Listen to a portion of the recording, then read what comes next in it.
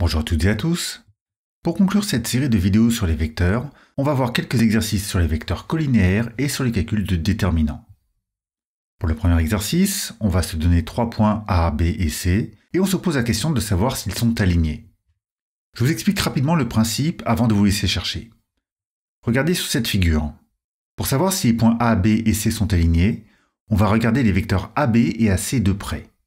On va se poser la question de savoir si ces vecteurs sont collinéaires, c'est-à-dire s'ils ont la même direction. Si c'est le cas, ça voudra dire que les points sont alignés. Sinon, c'est que les points ne sont pas alignés. Et si vous ne vous rappelez plus comment on fait pour démontrer que des vecteurs sont collinéaires, je vous réexplique. Il faut commencer par calculer les coordonnées du vecteur AB, puis les coordonnées du vecteur AC, et pour savoir si ces vecteurs sont collinéaires, il faut calculer leurs déterminants.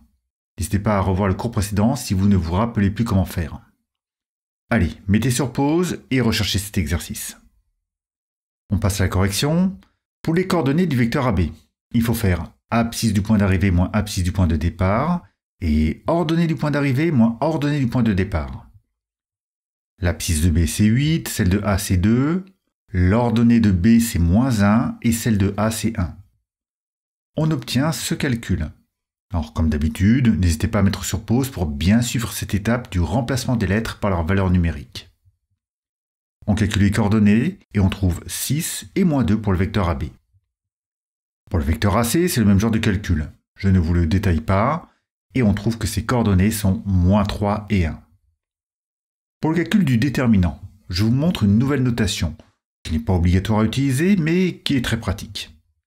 On écrit les coordonnées du vecteur AB dans la première colonne et les coordonnées du vecteur AC dans la seconde.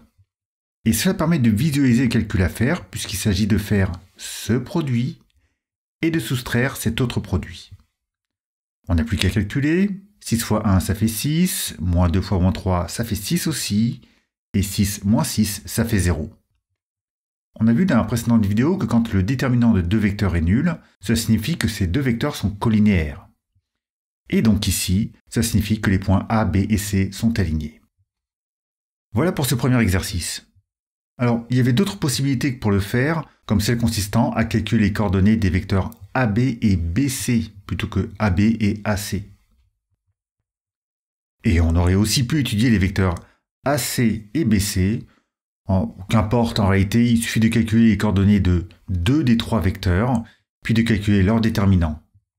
Et ça donnera à chaque fois 0 si ces points sont bien alignés. Le deuxième exercice ressemble beaucoup au premier. On a 4 points D, E, F et G, et on veut savoir si les droites D, E et F, G sont parallèles. Et là encore, on va pouvoir utiliser cette notion de vecteur collinéaire. Regardez sur cette figure. Pour savoir si les droites sont parallèles, il suffit de regarder si les vecteurs DE et FG sont collinéaires. Comme pour le premier exercice, il faut commencer par calculer les coordonnées de ces deux vecteurs, puis il faut calculer leurs déterminants. Allez-y, mettez sur pause et faites ces calculs. On passe à la correction. On calcule les coordonnées du vecteur DE en faisant abscisse du point d'arrivée moins abscisse du point de départ et ordonnée du point d'arrivée moins ordonnée du point de départ. On remplace x par 5, xd par moins 1, ye par 4 et yd par 2. Et si on calcule, on trouve 6 et 2 pour les coordonnées du vecteur DE. Pour les coordonnées du vecteur FG, c'est le même genre de calcul que je ne vous détaille pas et qui donne moins 7 et 2.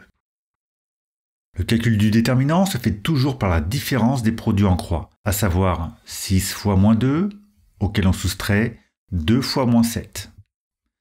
Ça fait moins 12 plus 14, ce qui donne 2. Que peut-on conclure de ce calcul ? Eh bien que ça ne fait pas 0, donc que les vecteurs DE et FG ne sont pas collinéaires, et donc que les droites DE et FG ne sont pas parallèles. Voilà, cet exercice est fini, mais j'en profite pour vous montrer un intérêt fondamental de ce genre de technique. Si vous placez les points D, E, F et G dans un repère, ce n'est pas évident de voir à l'œil nu que les droites ne sont pas parallèles. Et d'une façon générale, c'est un des objectifs des nombreuses techniques de géométrie qu'on vous enseigne. Cela permet de surmonter le problème du manque de précision des figures. Allez, on en a fini avec ces exercices.